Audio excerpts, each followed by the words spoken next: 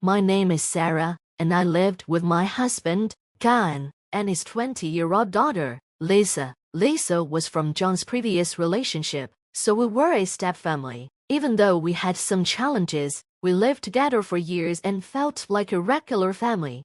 One day, John suddenly passed away. It was completely unexpected, and Lisa and I were in shock. Despite our grief, we had to contact the funeral home and make all the preparations. Somehow, we managed to organize everything. Many people came to the funeral. During the eulogy, I held back tears as I thanked everyone for being there. Although there were prepared remarks from the funeral home, I decided to speak from the heart. It felt right since it was John's funeral. Many people were moved to tears as they remembered him, and seeing that gave me a sense of warmth amidst the sadness. But then, Lisa, who was sitting beside me, stood up and asked for the microphone. Since she was an adult, I thought she wanted to share something about her father. I handed it to her without hesitation. What happened next was unimaginable. Lisa said, "My father, Khan, has passed away, and because of this, I want to cut ties with this person who's pretending to mourn as if she was in charge." She glared at me coldly as she spoke. I was completely stunned. She went on to say, "It's normal, right? We're not blood related, she's just my stepmother. She's been acting like she's my real mom, and it's been so annoying. I only played along because Dad wanted me to. I've never seen her as anything more than a source of money, never as a mother." I couldn't believe what I was hearing. The people at the funeral started whispering. Some said things like, "Maybe the stepmother did something bad. For a child to say this, there must be a serious reason." Lisa heard their comments too. She looked at me with a smug expression, as if she had proven her point. She said, "Say, do you hear what people think of you?" I was speechless. Memories of Lisa kept flooding my mind. How I took care of her when she was sick, stayed up late making snacks during her exams, and listened to her worries. We had lived together since she was a little girl. How could she say such cruel things now? Lisa used to call me Mom and acted like she cared about me. But now I wonder, had she always seen me as just an annoying outsider, a source of money? Did she view me as a nuisance because we weren't related by blood? Lisa sneered and said, "You still don't get it, do you? Do you even know why Dad married someone like you in the first place?" I tried to explain. "We met through a friend, and we had a lot in common." Lisa scoffed. "You really believe that? Dad treated you like a housekeeper? He was wealthy, but too busy to care for me or handle housework, so he married you for that." Her words shocked me. That can be true. There was never any love. Lisa rolled her eyes. "Can't you just read the room and renounce the inheritance? It's only fair. Dad didn't even like you. It's ridiculous that you'd try to claim his estate. Don't you think his real daughter should get it all?" Her accusations were absurd, but she seemed so confident, even laughing as she spoke. I was heartbroken. I had raised Lisa like my own daughter. Raising her had been difficult. She had a long rebellious face, struggled with friends, and often refused to go to school or do her homework. She never helped around the house unless I asked repeatedly. At times, I wondered why I was working so hard for a child who wasn't my own. But I had done it because I loved John. I listened to Lisa, encouraged her, and did my best to guide her. Because of that, she graduated high school and had been working successfully for the past 2 years. I was so proud when she used her first paycheck to buy me a beautiful piece of jewelry. But hearing her words now shattered me. All this time, had she seen me only as an annoying stepmother? After a pause, I said quietly, "If that's what you want, I'll do it." Lisa seemed surprised. "Really?" I nodded. "Renouncing an inheritance involves some paperwork. I'll look up the procedures and send you the documents." Lisa looked at me with disbelief. "You would do that for me?" At the funeral, Lisa snapped at me. "Hey, don't use my name like we're close. That's exactly what I hate about you. You have no delicacy." She turned to me with a look of pure disdain and said, "I don't trust you. If it were up to you, you might mess up the procedures. So, I'll take care of everything. You're welcome." Lisa then addressed the crowd, speaking like she was giving a speech. "I apologize for the scene today, but I want everyone, her friends, colleagues, and family to witness this. I am cutting ties with this woman and finally becoming free. I couldn't stay silent. Taking the microphone, I said, I'm sorry for this ugly display, but I also want witnesses. From this moment on, I no longer consider this child my daughter. I will not help her anymore, no matter what she says. Lisa scoffed. What's that supposed to mean? I would never ask for your help. I'm an adult. I can't live on my own. We're done.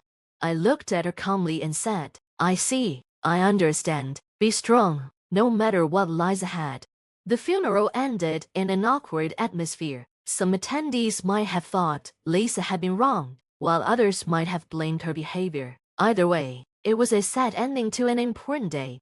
I felt awful for John. He had asked me to take care of Lisa, and now our relationship was in ruins. Maybe if I had managed things better, it wouldn't have come to this, but what was done was done. I decided to forget about Lisa and focus on living my life freely. A few days later, Lisa stormed into my house, looking pale and panicked. What is the meaning of this? Did you know about this? She demanded. I frowned. What are you talking about? And please don't barge into my house uninvited. She ignored my words, shouting, That's not important right now. Just how mad did you know about this?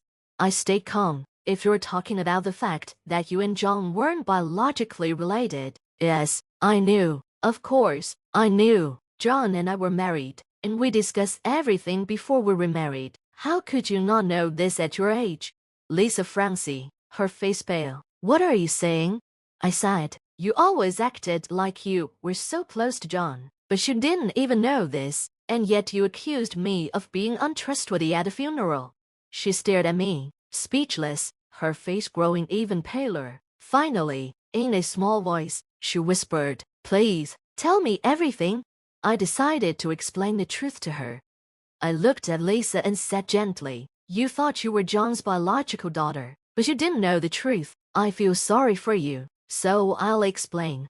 I took a deep breath and told her the harsh reality. Lisa, you weren't John's biological daughter. Your biological mother was married to someone else before she married John. She had you with her first husband. When they divorced, John took you in. After your mother passed away, he raised you as his own child. Lisa seemed to have discovered this while going through the inheritance paperwork and checking the family registry. I continued, John spoke to me about this before we got married. He said, Lisa is not my biological child, but I see her as my own daughter. I want you to think of her as your daughter too and take care of her. That's why I've always treated you like my own child. Lisa shook her head in disbelief. That's a lie. It has to be a lie. I stayed calm and asked, Why do you think it's a lie? Her voice cracked as she answered, Because Dad never officially adopted me. He didn't plan to leave me any inheritance. If he really cared about me, why wouldn't he do that? I sighed and explained, You're right, there was no formal adoption, but John made that decision for your sake. He didn't want you to feel burdened or obligated to take care of him in his old age. He wanted you to live freely, without any sense of debt to him. That's why he chose not to adopt you. Lisa looked stunned, and I continued, As for the inheritance, John was planning to gradually give it to you as a living inheritance, but his sudden passing made that impossible. Lisa's eyes widened, and she collapsed to her knees, overwhelmed by the truth. After a moment, she stood up abruptly and asked, What about the inheritance then? Dad was wealthy, wasn't he? So what happens to it now? I answered simply, It's obvious. Since I'm John's wife and his only remaining family, I inherit everything. Lisa's face twisted in disbelief, and she screamed, That can't be. Her cry echoed through the room, leaving a heavy silence behind. Lisa suddenly said, Then you should give me the living inheritance Dad promised. He said he would while he was alive, didn't he? So you should do it instead. I sighed and replied, I would have, if things were different, but... I paused, and Lisa's hopeful expression turned anxious. I continued, You've forgotten what you said at the funeral. You declared you wanted to cut ties with me, and said you didn't need anything from me. Remember? Lisa stammered, Yes, but that was... I interrupted, And you even lied, saying John hated me. That wasn't true at all. John and I loved each other. We were married and were husband and wife. He used to say, if anything happens to me, help Lisa if she ever finds out the truth. But he also said this, if Lisa is rude to you, everything changes. No money for someone disrespectful. It's okay to cut her off. Lisa's face turned pale as she realized the consequences of her actions. She seemed desperate to backtrack. Man, I'm sorry. I was really upset back then. That's why I said those things at the funeral. But I didn't mean them. Let's go back to how we were before. Okay. Her plea didn't move me. I had been humiliated in front of everyone at the funeral, and I knew some people still misunderstood me because of her words. I couldn't simply forgive her. I looked at her and said firmly, Lisa, you're 20 years old. Do you really think saying you was upset is a good enough excuse? There are things you shouldn't say, no matter how upset you are. Despite her attempts to apologize, I stood my ground. I've already made my decision. I won't help you anymore. No living inheritance, no financial support, nothing. And this house isn't your home anymore. Don't come here again. If you trespass, I'll call the police. Lisa's face went from shock to pale realization as she grasped what this meant for her future. Her voice trembled as she confessed, what am I supposed to do now? I thought I was getting Dad's inheritance, so I bought all sorts of things, brand name bags, jewelry. Lisa started panicking. I can't return the things I bought, and they're worthless at pawn shops. The credit card payments are due soon. How am I supposed to pay them off? It was clear that Lisa only thought about herself. She didn't seem genuinely sad about John's death. All she cared about was getting his inheritance. Her selfish reasoning was exhausting. I looked at her firmly and said, that's not my problem. Why should I care about the debts of someone who's basically a stranger to me now? There's nothing more to discuss. Please leave. If you don't, I'll call the police. I reached for my phone, showing her I meant it. Realizing I was serious, Lisa shouted, just transfer the money. Okay, please, I'll be waiting. Then she stormed out of the house. After that, I didn't hear from Lisa again. Apparently, she went to John's relatives, demanding money. You're all responsible. You knew I wasn't John's real child and didn't tell me, so give me money to make up for it. But John's family was furious about what Lisa had said at the funeral, so none of them helped her. Rumors spread that she turned to shady moneylenders to borrow cash. I heard bits and pieces about what she was doing, but honestly, I didn't care anymore. By that time, I had officially inherited everything from John. As I had told Lisa, I had no plans to quit my job or live extravagantly. I wanted to use the money to refurbish the house John and I shared. If there was anything left over, I might donate it to a worthy cause. For me, living a luxurious life wasn't important. Just having the means to preserve my memories with John was more than enough.